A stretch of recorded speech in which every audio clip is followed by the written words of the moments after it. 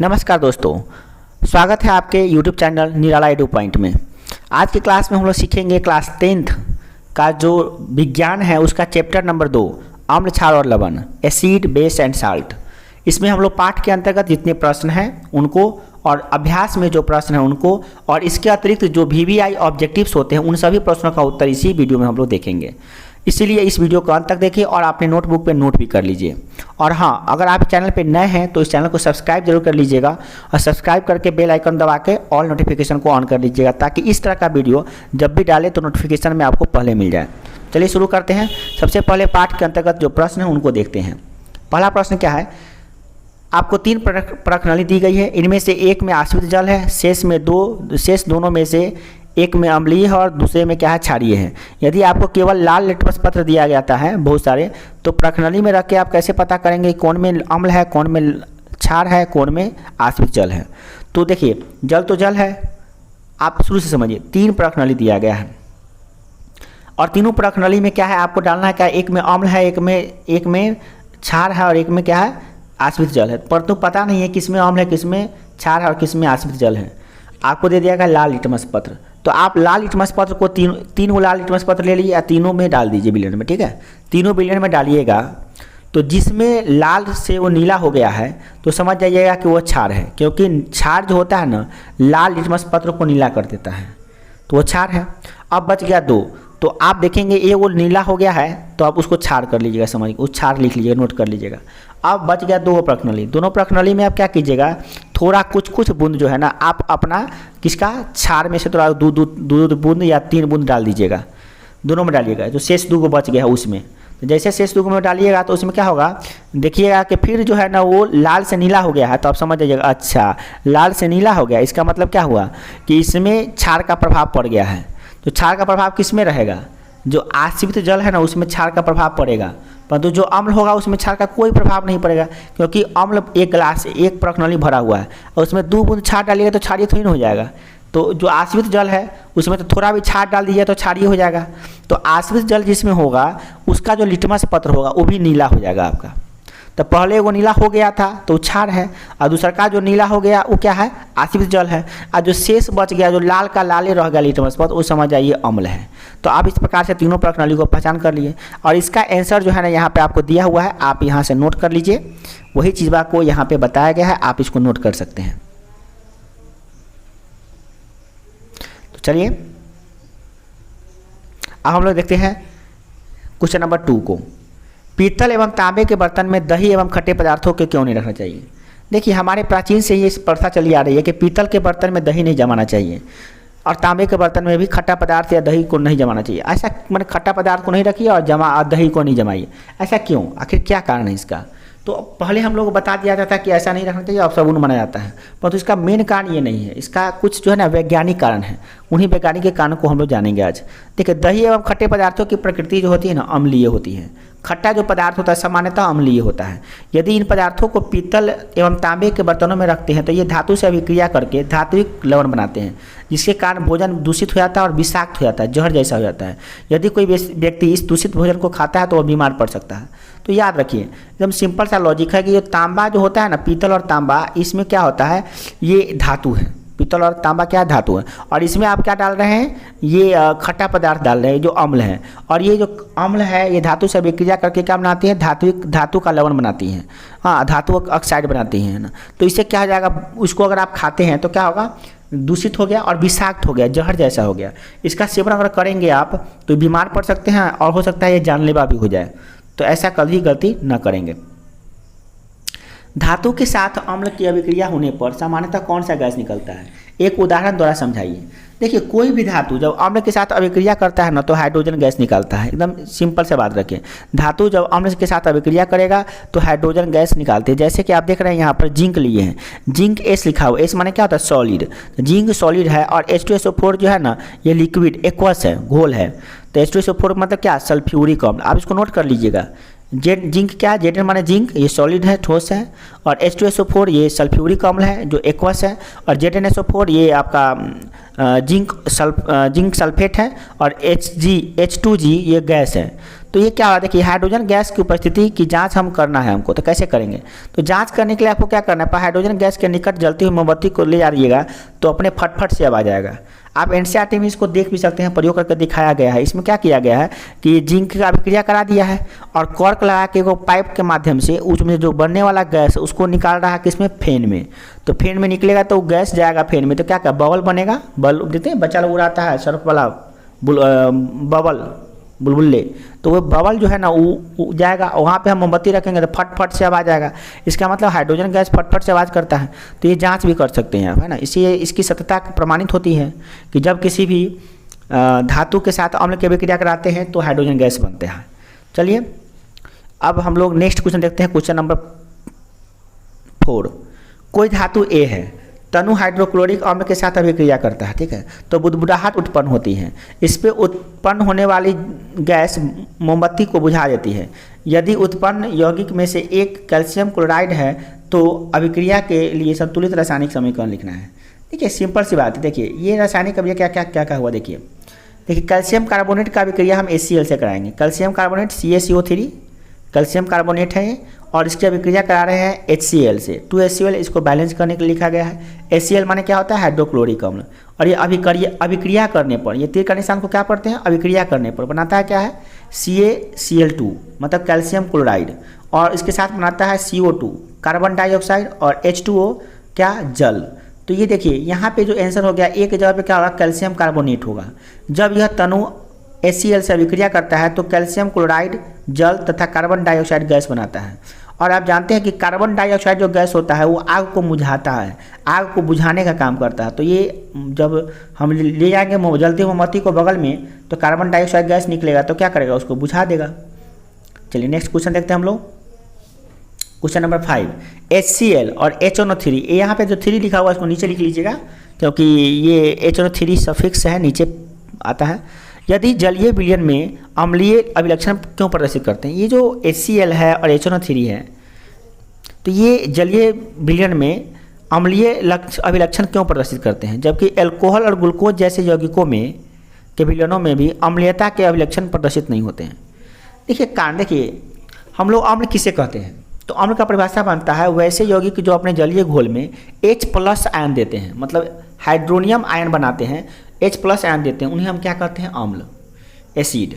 तो यहाँ पे बात आ रही है HCl, तो HCl में भी हाइड्रोजन है, HNO3 में भी हाइड्रोजन है, अल्कोहल में भी हाइड्रोजन है और ग्लूकोज में भी हाइड्रोजन है, ठीक है। बट ये सब जो अल्कोहल और ग्लूकोज है उसको जब हम जल में घोलते हैं तो ये अम्ल जैसा व्यवहार नहीं करता है, जबकि HCl और HNO3 है ये जल जैसा व्यवहार करता है। आखिर क्यों, इसका क्या कारण है, इन्हीं कारणों को हम लोग को जानना है। चलिए उत्तर देखते हैं इसका। HCl और HNO3 जलीय विलयन में हाइड्रोजन आयन H+ आयन उत्पन्न करते हैं, उनकी अम्लीयता को प्रकट करता है। मतलब H+ आयन निकल जाने का मतलब ही हो जाता है कि ये अम्ल है। जिस भी यौगिक में से अगर जल में घोलने पर H+ आयन दे देता है तो हम कहेंगे क्या ये अम्ल है। परंतु ग्लूकोज एवं अल्कोहल आदि यौगिक जलीय विलयन में H+ आयन नहीं उत्पन्न करते हैं, जबकि ग्लूकोज को और अल्कोहल को पानी में घोलते हैं तो H+ आयन देता ही नहीं है, तो ये अम्लता को प्रदर्शित नहीं करता है। तो इस प्रकार से यह अम्ल कैसे होगा, है ना। मतलब हाइड्रोजन हो जाने से सिर्फ अम्ल नहीं होता है, मतलब जैसे कि कॉपी किताब रख लेने से ही विद्यार्थी नहीं होता है। विद्यार्थी के कुछ लक्षण भी होते हैं, जैसे वो सही समय पे सही को काम को करता है, होमवर्क कंप्लीट करता है, एक एकाग्रता के साथ पढ़ता है, दिखावा के लिए नहीं पढ़ता है। कुछ लोग दिखावा के लिए पढ़ते हैं। तो यहाँ पे ये जो है ना, ये ग्लूकोज में और क्या है, अल्कोहल में दिखावे के लिए हाइड्रोजन है, बट वो जलीय घोल में H+ आयन नहीं देते हैं। जैसे कि बहुत लड़के जो होते हैं जो बच्चे पढ़ते नहीं ठीक से, उसको क्या होता है, रिजल्ट नहीं देते हैं। वो सिर्फ पढ़ते हैं, कॉपी किताब लेके आएंगे, सबके साथ बैठेंगे, हमारे रिजल्ट के सामने में जब रिजल्ट निकलने को आएगा तो पीछे नंबर आएगा। कारण क्या है कि वो ध्यान ही नहीं देते हैं। तो ध्यान देने से होता है। उसी प्रकार से जब H+ आयन निकलेगा, H होने से नहीं, मतलब हाइड्रोजन होने से नहीं होता है, H+ आयन निकलने से अम्ल होता है। क्वेश्चन नंबर 6 देखिए क्या है, अम्ल का जलीय विलयन क्यों विद्युत का चालन करता है। अम्ल का जलीय विलयन विद्युत का चालन क्यों करेगा। अभी आप पढ़े हैं कि अम्ल किसे कहते हैं, जो अपने जलीय विलयन में H+ आयन देता हो उसे हम लोग अम्ल कहते हैं। तो H+ आयन, और देखिए विद्युत धारा किसे कहते हैं, माने विद्युत आवेश या आयन के प्रवाह जो होता है, इस प्रवाह के को हम लोग कहते हैं क्या, विद्युत धारा। मतलब रेट ऑफ चेंज, मतलब ये जो क्या कहते हैं उसको हिंदी में कहिए कि आवेश के प्रवाह को विद्युत धारा कहते हैं। आप इसका परिभाषा याद कीजिएगा, फिजिक्स में पढ़ना है आपको विद्युत धारा, तो उसमें आप पढ़िएगा। फिलहाल आप जान लीजिए आवेश के प्रवाह को या आयन के प्रवाह को क्या कहते हैं हम लोग, विद्युत धारा। तो यहाँ पे H प्लस आयन बनेगा, क्योंकि जैसे हम लोग को हम जलीय विलयन में डालेंगे, जल में डालेंगे तो क्या हो जाएगा, वो H प्लस आयन देना शुरू कर देगा। जैसे ही H प्लस आयन देगा तो विद्युत धारा उसमें प्रवाहित होने लगेगा, इसलिए विद्युत धारा का चालन करेगा वो। क्लियर है ना, वही बात यहाँ पर लिखा गया, आप नोट कर लीजिए। और चैनल पर नए हैं तो सब्सक्राइब जरूर कर लीजिएगा और इसको शेयर कर लीजिएगा। अब अगला क्वेश्चन है 7 नंबर, शुष्क हाइड्रोक्लोरिक गैस शुष्क लिटमस पत्र के रंग को क्यों नहीं बदलता है। अभी जस्ट आपको बताएं कि कोई भी अम्ल जो होता है ना, अपनी अम्लता मतलब अम्ल वाला गुण कब प्रदर्शित करता है। कोई भी अम्ल वाला गुण तब प्रदर्शित करेगा जब वह H प्लस आयन देगा। जब तक H प्लस आयन नहीं देगा तब तक वो अपने अम्ल वाला गुण को नहीं दिखाएगा। ठीक है, तो यहाँ पे जो हाइड्रोक्लोरिक जो गैस है वो शुष्क लिटमस पत्र है। तो एक तो गैस है और जो लिटमस पत्र है वो भी शुष्क है, मतलब उसमें पानी उनी नहीं पड़ा हुआ है। तो हाइड्रोक्लोरिक गैस ऑलरेडी एक गैस है और लिटमस पत्र सूखा हुआ है, दोनों सूखा ही हुआ है, उसमें पानी है नहीं, पानी है। तो हाइड्रोक्लोरिक गैस में H प्लस आयन निकलने की क्षमता है, मगर जल से मिलेगा तब ना, मतलब हाइड्रोक्लोरिक अम्ल जल के साथ मिलेगा तभी तो हाइड्रोजन देगा। जब जल से मिलेगा ही नहीं तो हाइड्रोजन कहाँ से देगा, सिंपल सी बात है। तो ये जो है ना, ये H प्लस आयन बनाएगा ही नहीं, जब तक बनाएगा नहीं तो उसका रंग बदलेगा कैसे। लिटमस पत्र का रंग यानी में करते हैं, अम्ल क्या करता है, अम्ल जो है ना लाल लिटमस पत्र को नीला कर देता है। नहीं गलती बता दी है, नीला लिटमस पत्र को लाल कर देता है। तो नीला लिटमस पत्र, गलती हो गया यहाँ पे, अम्ल क्या करता है, नीला लिटमस पत्र को लाल कर देता है। तो नीला को लाल करेगा कब, जब उसमें अम्लता होगी तब ना। तो हाइड्रोक्लोरिक अम्ल में H है, हाइड्रोजन है, परंतु जल से जब मिलाएंगे तो H प्लस आयन बनेगा, और जब H प्लस आयन बनेगा तब ये अम्ल जैसा व्यवहार करेगा और तब जो है ना ये नीला लिटमस पत्र को लाल कर देगा। ठीक है, तब हम कहेंगे ये अम्ल है। तो यहाँ पे आंसर क्या लिखा है, शुष्क हाइड्रोक्लोरिक गैस शुष्क लिटमस पत्र के रंग को इसलिए नहीं बदलती है क्योंकि शुष्क HCl gas hydrogen ion H plus ion नहीं होते हैं, इसमें H प्लस आयन नहीं होते। यहाँ पे लिखेंगे HCl में hydrogen ion H plus ion नहीं होते हैं, इसीलिए यह अम्लता का अभिलक्षण या लक्षण प्रदर्शित नहीं करती है। तो नेक्स्ट क्वेश्चन है 8वां नंबर, अम्ल को तनुकृत करते समय यह क्यों अनुशंसित करते हैं कि अम्ल को जल में मिलाना है चाहिए, न कि जल को अम्ल में। देखिए अम्ल को तनुकृत करने का मतलब क्या होता है, देखिए अम्ल जो होता है ना, एक क्या होता है कंसंट्रेटेड होता है, एक होता है क्या, एक अम्ल जो होता है तनु अम्ल। ठीक है, तनु अम्ल किसे कहते हैं, जब हम प्योर अम्ल में पानी मिला देते हैं ना, जब प्योर अम्ल पानी वाला होता है ना तो उसको कहते हैं तनु अम्ल। जैसे दूध, तो वो प्योर दूध हुआ, उस दूध में हम पानी मिला देंगे तो दूध की कैपेसिटी घट जाएगी, दूध का जो पावर है घट जाएगा, तो वही कहता है क्या हम कहेंगे, तनु मिल्क कहेंगे, तनु दूध कहेंगे। तो तनु दूध वहाँ पे करें, यहाँ पे क्या कहेंगे, तनु मिल्क, तनुकृत अम्ल। क्योंकि अम्ल, अब बात आ रही है कि अम्ल हम एक गिलास रख लिए और उस एक गिलास अम्ल में डायरेक्टली सीधे हम लोग पानी डालेंगे तो सीधे इतना जोर से विध्वंसकारी उष्मा क्षेपीय अभिक्रिया होगा, उसमें उष्मा निकलेगा, इतना तीव्र मात्रा में उष्मा निकलेगा कि देह हाथ सब जल जाएगा। और जानते हैं अम्ल मतलब क्या, तेजाब हुआ, तो ये देह हाथ जल जाएगा। इसीलिए क्या करते हैं हम लोग, सिस्टम क्या होता है कि पहले क्या कीजिए, आप एक गिलास जल लीजिए और या प्रखनली में क्या कीजिए, जल लीजिए और उसमें एक बूंद अम्ल मिलाइए और उसको मिलाइए, खूब देर तक मिलाइए, थोड़ा देर मिलाइए, उसको मिल जाएगा। फिर एक बूंद अम्ल डालिए, फिर मिलाइए, फिर एक बूंद अम्ल डालिए, फिर मिलाइए। माने एक एक बूंद ड्रॉप से आपको अम्ल गिराना है, उसको मिलाना है, ताकि एक बार में उष्मा ज़्यादा नहीं निकले। तो एक बार में उष्मा निकलेगा, मुँह हाथ जल जाएगा, बस बाप बाप चिल्लाते रहिएगा। और एक बात हाँ, सावधान रहिएगा, केमिस्ट्री का कोई भी प्रयोग अपने से नहीं कीजिएगा, कोई भी प्रशिक्षित व्यक्ति नहीं हो तो उस रहने पर ही कीजिएगा। ऐसा नहीं कि लेबोरेटरी में चल गया, कोई भी HCl H2SO4 निकाल कर रख लीजिएगा, पूरा मुँह जला लीजिएगा, जीवन भर के लिए अंधा होकर बैठे रहिएगा घरे, है ना। ऐसा कोई भी प्रयोग नहीं कीजिएगा। फिर इसका कोई प्रयोग है तो वो हल्का फुल्का कर लीजिएगा, है ना। और उसमें भी गुरुत्वाकर्षण के नियम अप्लाई नहीं कर लीजिएगा कि जाके छत पर से कूद जाइएगा, देखिएगा कि गुरुत्वाकर्षण बल लगता है कि नहीं लगता है, मतलब उसमें भी डेंजरस होता है, मतलब ये सब बहुत डेंजरस हो सकता है। इसीलिए कोई भी प्रयोग को करने से पहले ना आप जांच लीजिए, उसको समझ लीजिए, और नहीं तो आप कोई प्रशिक्षित व्यक्ति है तो उसके साथ ही कीजिए, है ना, तो ज़्यादा अच्छा रहेगा। और केमिस्ट्री का प्रयोग तो बिल्कुल भी नहीं कीजिएगा ऐसे ही, है ना। चलिए नेक्स्ट देखते हैं क्या दिया है इसका आंसर। अम्ल एवं जल की क्रिया अत्यंत उष्माक्षेपीय अभिक्रिया होती है। अत्यंत उष्माक्षेपी का मतलब एक बार बहुत मात्रा में ऊर्जा उष्मा निकलती है, अतः यह अनुशंसित किया जाता है कि ऐसा बताया जाता है हम लोगों को, ऐसा कहा जाता है कि अम्ल को जल में मिलाना चाहिए, मतलब अम्ल को लेकर हल्का हल्का करके जल में मिलाना चाहिए, न कि जले में अम्ल मिला दीजिए, है ना। दोनों में दो बातें हैं, है ना। दोनों में दो बातें कैसे हैं, तो इसको पढ़ने के बाद समझाते हैं आपको। जल को अम्ल में मिलाने पर अत्यधिक ऊष्मा उत्सर्जित होने के कारण विस्फोट हो सकता है और ये आपके लिए खतरनाक हो सकता है। आप जरा दोनों बात को समझाते हैं, एगो जल में अम्ल मिलाना, एगो अम्ल में जल मिलाना। इसको समझने के लिए थोड़ा समझिए, दूध में पानी मिलाना और पानी में दूध मिलाना। दूध में पानी मिलाने का मतलब क्या हुआ, दूध में पानी मिलाने का मतलब होता है कि दूध ज़्यादा है, पानी थोड़ा कम है उसमें। अब पानी में दूध मिलाने का मतलब क्या हुआ, पानी ज़्यादा है, मतलब 2 लीटर पानी है या 1 लीटर दूध मिला दिए, तो पानी में दूध मिलाए, दूध में पानी नहीं मिलाए, पानी ज़्यादा है दूध मिला दिए उसमें, है ना। तो इसी प्रकार से यहाँ पे अम्ल में आपको पानी नहीं मिलाना है, ऐसा कीजिएगा बहुत भयानक हो सकता है। आपको पानी में अम्ल मिलाना, वो एक ही बार नहीं डालना है, थोड़ा थोड़ा करके डालना है, मिलाते जाना, थोड़ा थोड़ा डालना है, फिर मिलाते जाना है, ठीक है।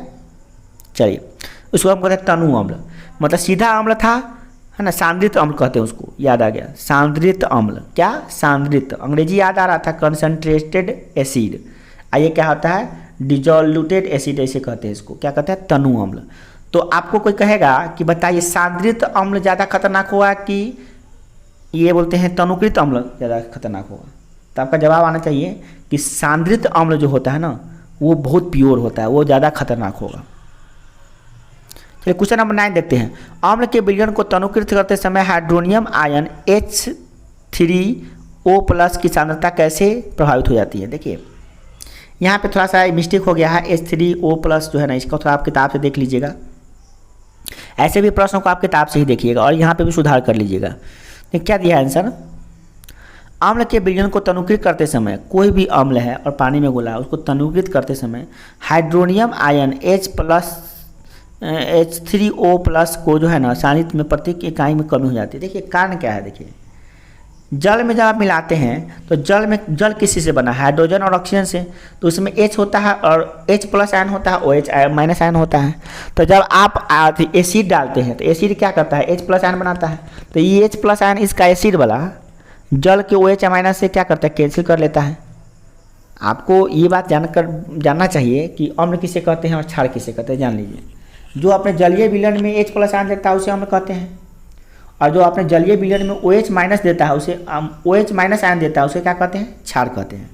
तो यहाँ पे OH- आयन को प्रभावित करेगा, क्यों, क्योंकि आप बताइए जल में एगो H+ आयन है, OH- आयन है, ठीक है, क्लियर है। इसको याद कर लीजिए, जल में क्या बनेगा, जल में 2 आयन बनेंगे, एगो H+ आयन और OH- आयन। इसलिए जल जो होता है विद्युत का सुचालक होता है। और भी दूषित जल, आश्रित जल नहीं, शुद्ध जल नहीं होता है, शुद्ध जल विद्युत का कुचालक होता है, ये फिजिक्स में आप पढ़िएगा। तो अभी देखिए ये जो शुद्ध जल जो था, हम उसकी बात नहीं कर रहे हैं। तो यहाँ पे अब हम क्या डाल रहे हैं, उसमें अम्ल डाल रहे हैं। तो अम्ल में भी तो 2 बना है, 2 चीज़, क्या, एगो H+ आयन, एगो OH- आयन। एगो जल में बना है H+ आयन, OH- आयन। अब अम्ल वाला जो H+ है, अम्ल वाला H+ है, ये पानी वाला के OH- से मिल जाएगा, तो उसके जो कंसंट्रेशन यानी कि उसके सांद्रण को प्रभावित करेगा। और ये जो है आपका इसका जो OH है, इसका OH किसका, एसिड का OH, ये जल वाला के साथ, जल वाला के H के साथ, H+ आयन के साथ अभिक्रिया करके उसके सांद्रण को बिगाड़ देगा।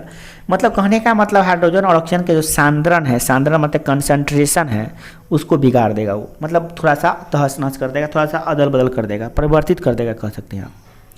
क्वेश्चन नंबर 11 क्या है, आपके पास 2 विलयन है, A और B। विलयन A के pH का मान 6 है, विलयन B के pH का मान 8 है। किस विलयन में हाइड्रोजन आयन की सांद्रता अधिक है, इनमें से कौन अम्लीय और कौन क्षारीय है। भाई देखिए पीएच स्केल क्या है, पीएच स्केल को जान लीजिए। पीएच एक स्केल है जिससे हम लोग किसी पदार्थ की अम्लीयता और क्षारीयता को जानते हैं।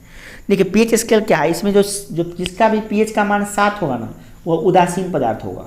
मतलब यूँ कहे कि उदासीन पदार्थ का जो पीएच का मान होता है वह 7 होता है, और जिस पदार्थ का भी पीएच का मान 7 से जितना कम होगा उतना ही अच्छा अम्ल होगा। गौर कीजिएगा, 7 से जितना कम होगा उतना ही अच्छा अम्ल होगा, जैसे, और 7 से जितना ज़्यादा अधिक होगा उतना ही अच्छा क्षार होगा। तो फिलहाल में आप 3 बातें याद रखिए।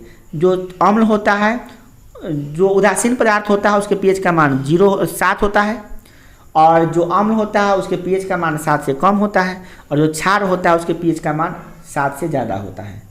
अब आगे वह बात करते हैं कि यहाँ पे 2 क्वेश्चन दिया हुआ, एगो पदार्थ ए है तो उसके पीएच का मान कितना है, 6 है, तो 6 है तो स्वाभाविक है कि अम्ल होगा, और एक वो पदार्थ क्या है जो कि pH का मान 8 है, तो स्वाभाविक है कि वो क्षार होगा।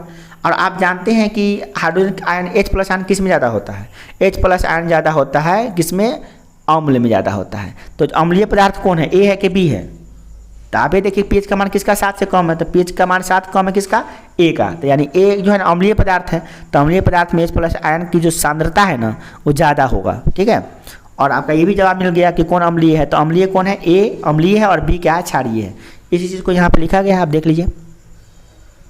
अगला 12 नंबर क्वेश्चन क्या है कि H+ एक्वस आयन की सांद्रता में का विलयन की प्रकृति पर क्या प्रभाव डालता है? देखिए विलयन में H+ एक्वस आयन की सांद्रता बढ़ने पर विलयन अधिक अम्लीय हो जाता है, जबकि H+ AQ आयन की सांद्रता घटने पर विलयन क्षारीय हो जाता है। जितना ज़्यादा H+ आयन होगा उतना ही अच्छा अम्ल होगा, एकदम फिक्स कर लीजिए माइंड में।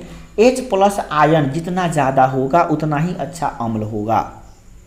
अब एक बात और याद कर लीजिए, ये याद कर लीजिए कि कोई कहता है कि pH का मान एगो है ना पदार्थ A है, इसके pH का मान क्या कर रहा है? 1 है। एगो पदार्थ उसका जिसके pH का मान 5 है, तो दोनों क्या है? एगो का pH का मान 1 है, दूसरा का pH का मान 5 है, तो दोनों अम्ले न हुआ, 7 से दोनों कमे न हुआ। अब बात आता है कि सबसे अच्छा एसिड कौन है, तो सबसे अच्छा एसिड होगा जिसके pH का मान जितना कम है। कितना कम है? 7। एक जो है एक जो है एक वाला पदार्थ ज़्यादा अच्छा अम्ल है, और जिसका pH का मान 5 है वो थोड़ा सा कम अच्छा माने उतना अच्छा माने दुर्बल अम्ल है, ठीक है। अब बात करते हैं अम्ल की और क्षार में। क्षार में देखिए कैसे होता है। मान लीजिए किसी का pH का मान 8 है, किसी का pH का मान 10 है, तो कौन अच्छा क्षार है?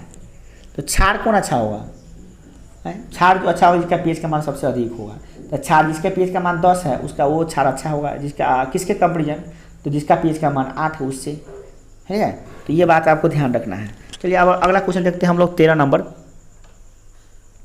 क्या क्षारीय विलयन में H+ आयन होते हैं? अगर हाँ तो क्षारीय क्यों नहीं होते हैं? देखिए कभी भी आयन टूटता है तो H+ आयन और OH- आयन दोनों टूटता है। देखिए हाँ क्षारीय विलयन में H+ आयन होते हैं। AQ क्या लिखा हुआ है? एक्वस माने पानी में घुला हुआ, तो H+ आयन होते हैं। मतलब हाँ क्षारीय विलयन में H+ आयन होते हैं, परंतु क्षारीय विलयन में H+ आयनों की मात्रा जो है ना अम्लों की उपस्थित H+ आयन की मात्रा से बहुत कम होती है। अम्ल में H+ आयन की मात्रा ज़्यादा होती है और क्षार में H+ आयन की मात्रा बहुत कम होती है उसमें भी, मगर वहाँ पे OH ज़्यादा प्रभावी होता है।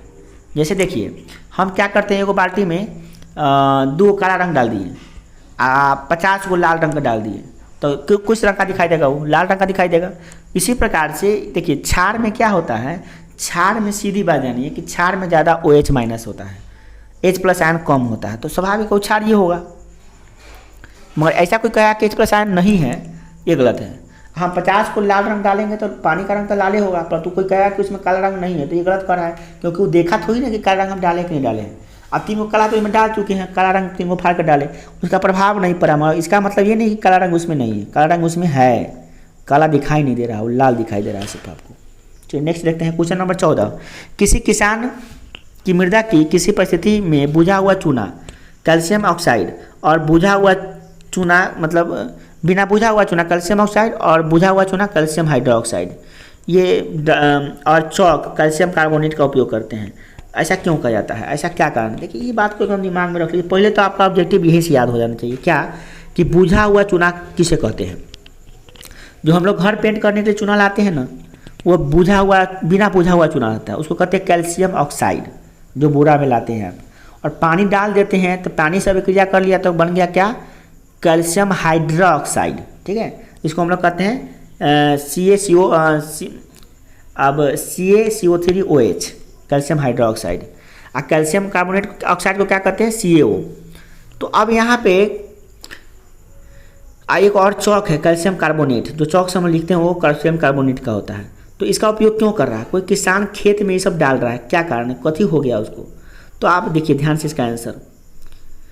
यदि खेत का मृदा का pH का मान 7 से नीचे है, अर्थात 7 से कम है, जैसे कि 6, 5, 4, 3, 2, 1 है, मतलब कि 7 से कम है, तो किसान इसे उदासीन करने के लिए बिना बुझा हुआ चूना यानी कि बुझा हुआ चूना, बिना बुझा हुआ कैल्शियम ऑक्साइड, बुझा हुआ चूना कैल्शियम हाइड्रोक्साइड और कैल्शियम कार्बोनेट का उपयोग करेगा। क्यों करेगा जानते हैं?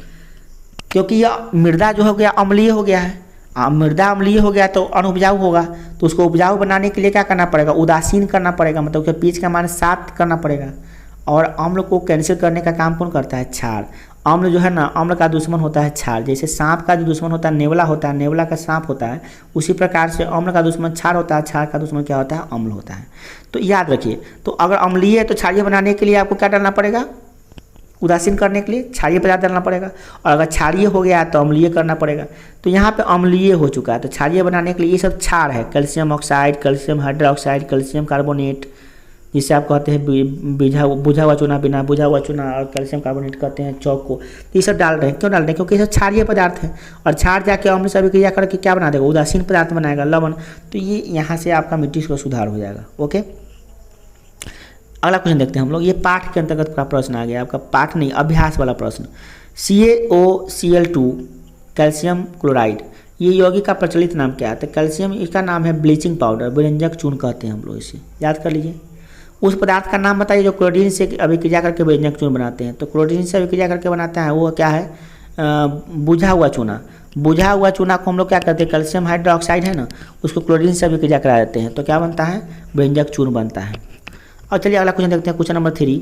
कठोर जल को मृदु करने के लिए सोडियम के यौगिक का उपयोग किया जाता है ना? क्यों किया जाता है? देखिए, तो कठोर जल को मृदु करने के लिए सोडियम कार्बोनेट NaCO3 का उपयोग किया जाता है। इससे क्या होता है?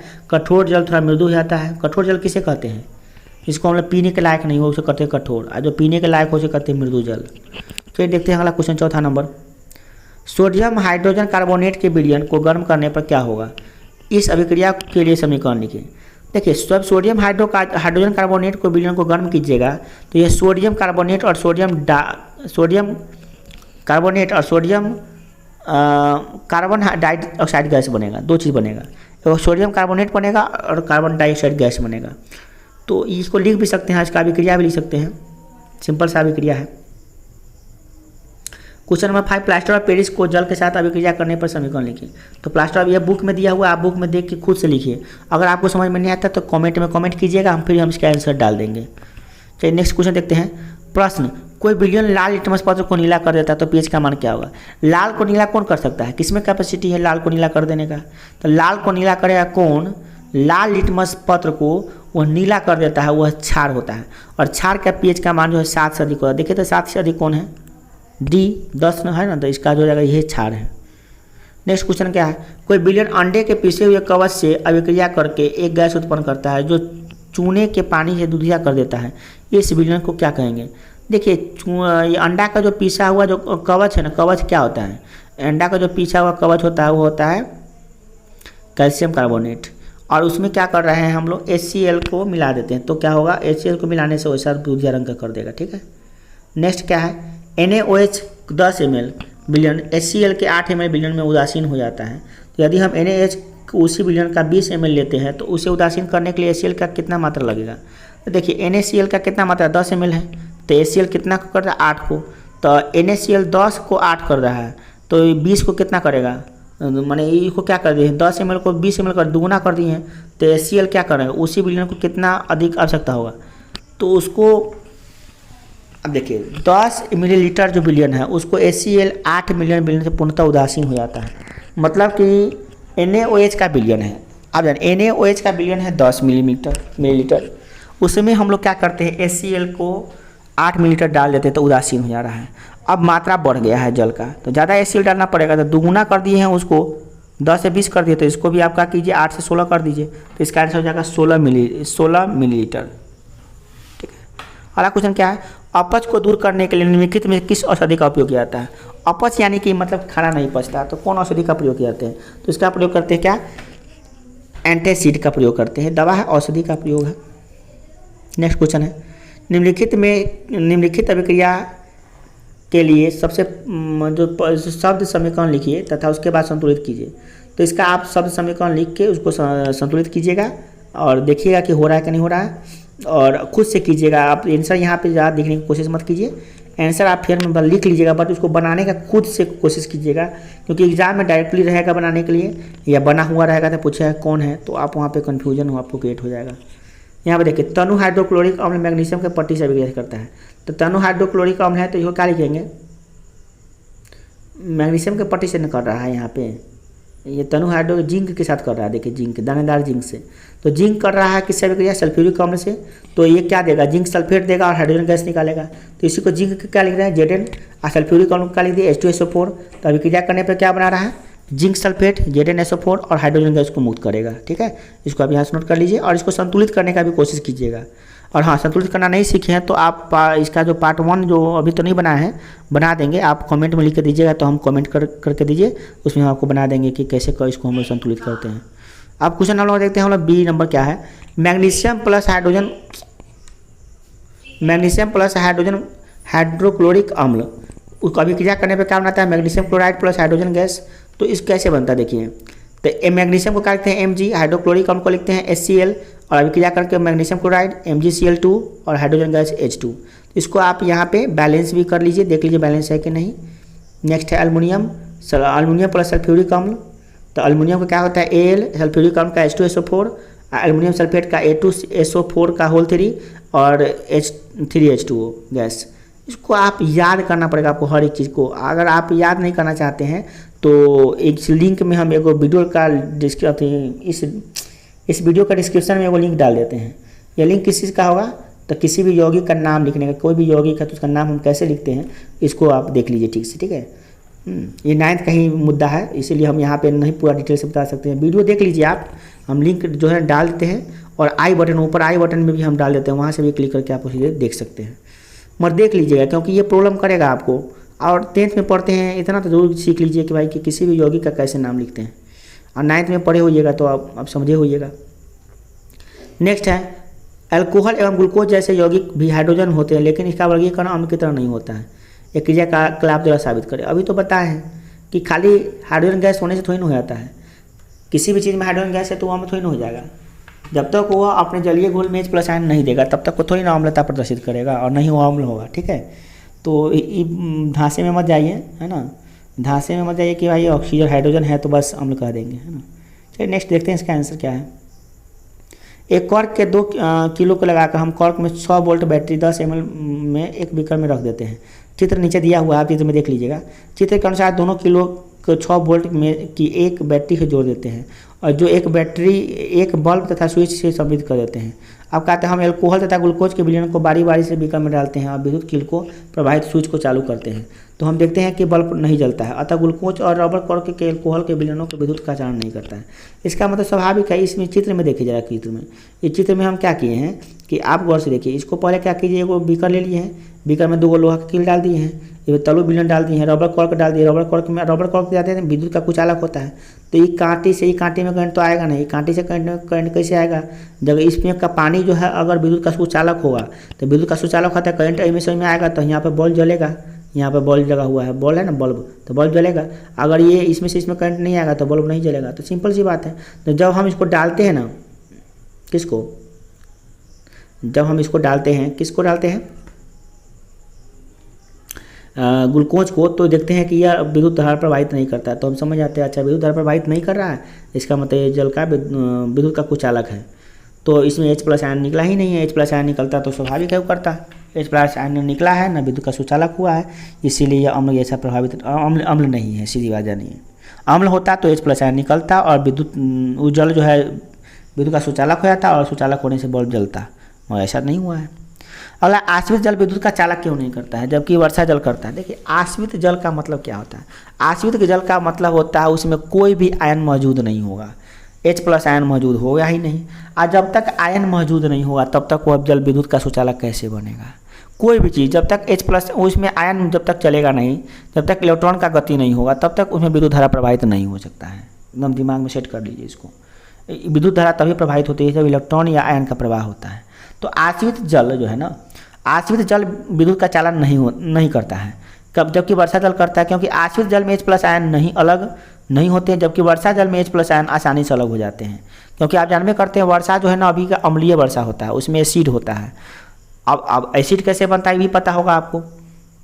जितने भी पेट्रोल जनित और जो डीजल जनित जो चलते हैं गाड़ियाँ, उससे जो धुएँ निकलते हैं, carbon dioxide gas, sulphur dioxide gas, carbon monoxide gas, ये सब क्या करता है, वायुमंडल में जाता है गैस। और ये वायुमंडल में जल के जो बारिश होता है जल से अभिक्रिया करके क्या बनाता है, ये खतरनाक जो गैस है एसिड बना लेता है, और एसिड बनाने के कारण से क्या होता है, ये अम्लीय हो जाता है। इसीलिए वर्षा जल विद्युत का चालन करेगा, और जबकि जो आश्रित जल है, शुद्ध जल विद्युत का कुचालक होता है, विद्युत का चालन नहीं करेगा। अब इसको ट्राई मत कीजिए कि सोचिए कि हमारे चापाकल के पानी शुद्ध है तो क्यों ना हम करंट लगा के देखते हैं करंट लगता है कि नहीं लगता है। ऐसा नहीं कीजिएगा। आपको लगता है कि चापाकल का पानी शुद्ध है, मगर वो चापाकल का पानी भी शुद्ध नहीं है, उसमें भी आयन होते हैं, बहुत तरह से कीटाणु जीवाणु होते हैं, बैक्टीरिया होते हैं, वो विद्युत का चालन कर देगा, और आप बस पानी में करंट को महसूस कीजिएगा, और हो सकता है झटका जोर से लगेगा तो उससे फिर घातक भी सिद्ध हो सकता है, बहुत जानलेवा भी हो सकता है। तो सावधान रहिए, सब नहीं कीजिएगा प्रयोग। नेक्स्ट क्वेश्चन क्या है, जल की उपस्थिति में अम्ल का व्यवहार अम्लीय क्यों नहीं होता है? जल की अनुपस्थिति में जब जल नहीं रहेगा तो H+ आयन निकलेगा ही नहीं, और जब H+ आयन निकलेगा ही नहीं तो काहे को अम्ल? अम्ल तभी होगा ना जब H+ आयन निकलेगा, सिंपल सी बात है ना। चलिए इसको आप नोट कर लीजिए, यहाँ से लिख लीजिए, यहाँ भी एक लाइन है।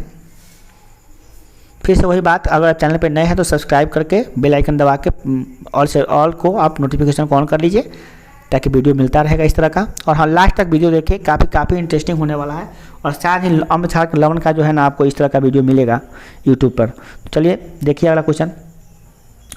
5 बिलियन है ABCDE, सार्वत्रिक सूचक जांच करना है आपको, उसे पीएच का कि कौन सा मतलब ये है वो उसका प्राप्त होता है, उसका हमेशा प्राप्त भी हुआ उसके पीएच का मान।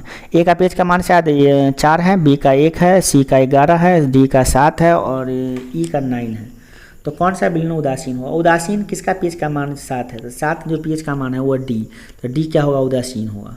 प्रबल क्षार कौन होगा? जिसका प्रबल क्षार जो जिसका सबसे ज़्यादा मान होगा पीएच का मान, तो प्रबल क्षार 11 किसका मान है पीएच का मान? सी का, तो सी जो है प्रबल क्षार होगा।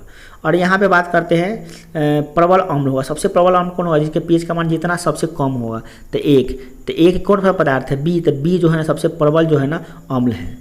दुर्बल अम्ल कौन होगा? दुर्बल अम्ल मतलब कि 7 से कम होना चाहिए मगर ज़्यादा नहीं होना, 7 से कम होना चाहिए मगर थोड़ा उसमें 1 से ज़्यादा होना चाहिए। तो 4 है, 4 को देख रहे हैं कि ये 7 से कम है माने अम्ल है, और 4 है तो इसका मतलब कि ये जो है ना प्रबल दुर्बल अम्ल है, अम्ल उतना अच्छा अम्ल नहीं है। तो ये हो गया आपका ए। अगला है दुर्बल क्षार। दुर्बल क्षार कौन होगा? स्ट्रॉन्ग क्षार वो होगा जिसका पीएच का मान सबसे ज़्यादा होगा 7 से। तो 7 से ज़्यादा किसका है? 11 और 9 है, तो 11 जो है प्रबल क्षार हो गया, और 9 वाला जो हो गया वो प्रबल दुर्बल क्षार हो गया।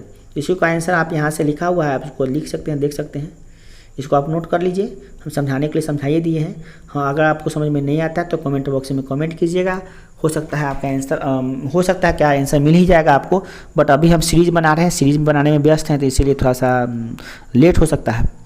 चलिए देखते हैं, आप यहाँ से इसको नोट भी कर सकते हैं। अब अगला क्वेश्चन है, प्रश्नावली ए और बी में समान लंबाई के मैग्नीशियम के पट्टी लीजिए, है ना, ए और बी में दोनों में, और HCl हाइड्रोक्लोरिक अम्ल प्रश्नावली में बी में क्या है और बी में क्या डालते हैं? CH3COH, ठीक है, डाल दिए। दोनों अम्लों की मात्रा एवं सांद्रता समान है, दोनों में समान मात्रा में अम्ल डाले हैं, उसकी सांद्रता कंसंट्रेशन भी समान है। किस प्रश्नावली में अधिक तेज बुदबुदाहट होगा? अब भाई तेज बुदबुदाहट कौन करेगा? जो ज़्यादा अच्छा अम्ल होगा, जो पावरफुल अम्ल होगा। और जानते हैं कि HCl जो अम्ल होता है ना बड़ी खतरनाक होता है, पावरफुल अम्ल होता है ना, इसका पीएच का मान शायद 1 के करीब में होता है। तो इसका और CHCONO3 जो होता है ना, ये उतना दुर्बल अम्ल है, ये प्रबल अम्ल नहीं है इसका। इसका पीएच का मान ऐसे भी कम होता है, थोड़ा सा 7 से कम होता है, बट थोड़ा सा मतलब ये होता है। तो कहने का मतलब क्या है कि जो अच्छा अम्ल होगा उसमें ज़्यादा बुदबुदाहट होगा। तो प्रश्नावली ए में तेजी से बुदबुदाहट होगी क्योंकि HCl CH3COH की अपेक्षा प्रबल अम्ल है, इसीलिए ए की अधिक बुदबुदाहट होगी। क्लियर है? अगला क्वेश्चन है, ताज़े दूध के पीएच का मान 6 होता है, जबकि दही बनने पर इसके पीएच का मान में परिवर्तन होगा। देखिए ताज़ा दूध जो था उसका पीएच का मान 6 था, ये भी अम्लीय था, बट जब दही बन गया तो और ज़्यादा खट्टा हो गया, तो और ज़्यादा अम्लीय होगा, तो इसके पीएच का मान क्या जाएगा? कम जाएगा, 6 से और कम जाएगा। ठीक है, इसकी अम्लता और इसकी अम्ल वाला जो प्रकृति है वो बढ़ जाएगा। इसकी जांच हम इस बात से कर सकते हैं कि ताज़ा दूध जो है मीठा होता है, परंतु दही बनने पर खट्टा हो जाता है। तो दूध भी अम्लीय है क्योंकि उसका पीएच का मान 6 है, परंतु उसमें दही जमा दिए तो क्या हो गया? और ज़्यादा अम्ल हो गया, अच्छा अम्ल हो गया। अब एक ग्वाला जो है ना, ताज़ा दूध में थोड़ा बेकिंग सोडा मिला जाता है, तो क्या होगा? ऐसा करने से क्या होगा? ताज़ा दूध के पीएच का मान 6 से बढ़कर क्षारीय हो जाता है, बन जाता है। क्यों? इस दूध को दही बनाने में अधिक समय लगता है। क्यों? अब देखिए, कोई भी ग्वाला दूध में बेकिंग सोडा क्यों मिलाता है? आप सुन के भी थोड़ा अजीब लग रहा है कि दूध में बेकिंग सोडा मिलाता है। देखिए, दूध में बेकिंग सोडा मिलाना नहीं चाहिए, बट अगर मान लीजिए कोई ग्वाला है उसको गाँव से दूध लेके जाना है मुजफ्फरपुर या पटना लेके जाना है, तो उसको ले जाने में समय लगेगा। अब वो ले जाते फट जाएगा तो बेचारा का दिन भर का मेहनत बेकार चला गया, पूंजी बेकार चला गया, एकदम तहस नहस हो जाएगा, बेचारा पगला जाएगा। घरे आ गए तो बीवी खाना भी नहीं देगी उसकी, तो कहने मतलब परेशानी है उसको बेचारा को। तो क्या करेगा, थोड़ा सा बेकिंग सोडा मिला देगा। अब बेकिंग सोडा मिलाएगा तो स्वाभाविक है कि बेकिंग सोडा क्या होता है, क्षारीय होता है, तो वो अम्लीय को थोड़ा क्षारीय बना देगा। तो क्षारीय बना देगा तो जल्दी दूध फट भी नहीं करेगा। अब देखिए ज़्यादा मिला देगा तो प्रॉब्लम ये हो जाएगा कि दही नहीं जमेगा, दूधो खराब हो जाएगा, दूध फट भी नहीं करेगा, डाइजेस्टो नहीं होगा, बहुत खराबी कर देगा। तो ज़्यादा क्षार नहीं मिलाना चाहिए बेकिंग सोडा, थोड़ा सा मिला देता है इसलिए ताकि देर तक रहे ये दूध, क्योंकि हम इसको गर्म भी करेंगे तो गैस लगेगा ना। आप घर में गर्म दूध कर देते हैं तो थोड़ा ज़्यादा दिन तक चलता है, ज़्यादा दिन तक चलता है, या फ्रिज में रख देते हैं तो चलता है। अब बेचारा ग्वाला कहाँ रखेगा, गर्म करेगा तो गैस जलेगा, फ्रिज में रखेगा तो कोल्ड ड्रिंक चार्ज लगेगा, तो क्या करेगा बेचारा। बेकिंग सोडा सस्ता में आता है, मिला देता है, मिला देने से क्या होता है, आराम से क्षारीय हो गया। अब क्षारीय हो गया है तो थोड़ा लंबा समय तक रहेगा वो दूध चलेगा। हाँ, बट दही जमने में बहुत समय लगेगा, क्योंकि क्षारीय को पहले क्या करना पड़ेगा, अम्लीय लाना पड़ेगा, अम्लीय से फिर ज़्यादा अम्लीय करना पड़ेगा, तो ज़्यादा समय लगेगा। अब इसी बात को ये थ्योरी द्वारा लिखा गया है, राम कथा यहाँ से लिखिए आराम से। यहाँ भी है और ए में भी और बी में भी है, यहाँ से नोट कर लीजिए। अब देखते हैं हम लोग question number 13। Plaster of Paris को आर्द्ररोधी बर्तन में क्यों नहीं रखा जाना चाहिए, इसकी व्याख्या कीजिए। कि प्लास्टर ऑफ पेरिस जो होता है ना, इसको आर्द्ररोधी बर्तन में रख दीजिएगा तो ये नमी से, आर्द्रता से, यानी जल के संपर्क में आकर बड़ी तेजी से अभिक्रिया करता है और तुरंत बना देता है, जिप्सम में बदल जाता है। तो प्लास्टर ऑफ पेरिस को मैं छोड़िएगा ना पानी वाला जगह पे, नमी वाला जगह पे, तो वो जिप्सम बन जाएगा और जिप्सम कठोर हो जाएगा, जम जाएगा। जैसे सीमेंट नहीं होता है, सीमेंट को देखिएगा आप नमी वाला जगह पे रख दीजिएगा तो कुछ दिन का पत्थर जैसा हो जाएगा, उसी प्रकार से होता है। क्यों जानते हैं, वही उसमें भी वही होता है, प्लास्टर ऑफ पेरिस में डलाता है, उसमें जिप्सम से बनता है सीमेंट। नेक्स्ट है उदासीनीकरण की अभिक्रिया क्या है, और इसके दो उदाहरण दीजिए। उदासीनीकरण की अभिक्रिया बहुत पूछा गया है, एकदम VVI क्वेश्चन है। देखिए क्या होता है, अम्ल और क्षार की अभिक्रिया के परिणाम स्वरूप जो लवण और जल प्राप्त होता है इसे कहते हैं उदासीनीकरण अभिक्रिया। मतलब उदासीनीकरण एक ऐसी अभिक्रिया है जिसमें अम्ल और क्षार की अभिक्रिया होती है और जिसके परिणाम स्वरूप, मतलब जिसके रिजल्ट में क्या बनता है, लवण और जल प्राप्त होता है। अब जैसे देखिए सोडियम हाइड्रोक्साइड और हाइड्रोक्लोरिक अम्ल का अभिक्रिया कराएंगे तो इसमें भी होगा, और अपने बुक से आप इसका अभिक्रिया लिख लीजिएगा, खुद से लिख लीजिएगा। और पोटेशियम हाइड्रोक्साइड को हाइड्रोक्लोरिक अम्ल से अभिक्रिया कराएंगे तो भी ऐसा क्या, हाइड्रोजन गैस यहाँ पे इसमें कथी बनेगा उत्पाद के रूप में, तो लवण बनेगा और क्या बनेगा, जल बनेगा। और हाँ, अगर आप अभिक्रिया नहीं लिख पाते हैं तो कमेंट बॉक्स में कमेंट लिखिए कि अभिक्रिया लिखने, reaction please write down of the reaction, तो हम रिएक्शन लिख देंगे यहाँ पे, अभिक्रिया को लिख भी देंगे। आप इसके लिए चिंता बिल्कुल नहीं कीजिएगा, आप कमेंट तो कीजिए, इसका प्रत्येक का रिप्लाई मिलेगा। नेक्स्ट है क्वेश्चन नंबर 15। ये देखिए धोने के सोडा जो होता है, बेकिंग सोडा को दो प्रमुख उपयोगिता लिखिए। तो धोने का सोडा कहाँ कहाँ उपयोग आता है, कैसे कैसे उपयोग, उसको लिखना है। तो धोने के सोडा के दो प्रमुख उपयोग निम्नलिखित है। पहला नंबर क्या होता है, इसका उपयोग कांच, साबुन, कागज उद्योग में होता है। अब एक जगह तीन को कांच उद्योग में होता है, साबुन उद्योग में भी होता है, कागज उद्योग में भी होता है। इसका उपयोग बोरिक्स जैसे सोडियम यौगिक के उत्पादन में होता है। बेकिंग सोडा के दो प्रमुख उपयोग निम्नवत है। फिर एगो दिया हुआ है यहाँ पे, बेकिंग सोडा का क्या होता है। बेकिंग सोडा का प्रयोग करते हैं हम लोग क्या, बेकिंग पाउडर बनाने में किया जाता है। और दूसरा नंबर क्या होता है, सोडा अम्ल अग्निशामक में किया जाता है। अग्निशामक जो होता है ना, आग बुझाने वाला, उसमें भी किया जाता है। अब कुछ अन्य महत्वपूर्ण ऑब्जेक्टिव है, इसको देख लीजिए। अम्ल क्या करता है, नीले लिटमस पत्र को लाल बना देता है। याद कर लीजिए, अम्ल जो है ना, नीले लिटमस पत्र को क्या कर देता है, लाल कर देता है। एकदम दिमाग में सेट कर लीजिए। और क्षार जो होता है ना, वो क्या करता है, लाल लिटमस पत्र को नीला कर देता है। तो किसी दोनों में से एक ही को याद कीजिए, दोनों याद कीजिएगा, कन्फ्यूजन क्रिएट कर देगा, उल्टा पुल्टा मार के चला जाइए एग्जाम में। सीधे याद कीजिए क्या कि अम्ल जो है ना, वो जो नीला को लाल करता है, अम्ल क्या करता है, नीला को लाल कर देता है। ये दिमाग में दो तीन बार बोल लीजिए, अम्ल क्या करता है, नीला को लाल कर देता है। क्लियर। नेक्स्ट, क्षारीय विलयन में क्या होता है, फिनोप्थलीन सूचक का रंग क्या होता है। तो क्षारीय विलयन में फिनोप्थलीन को रखिएगा तो लाल हो जाएगा।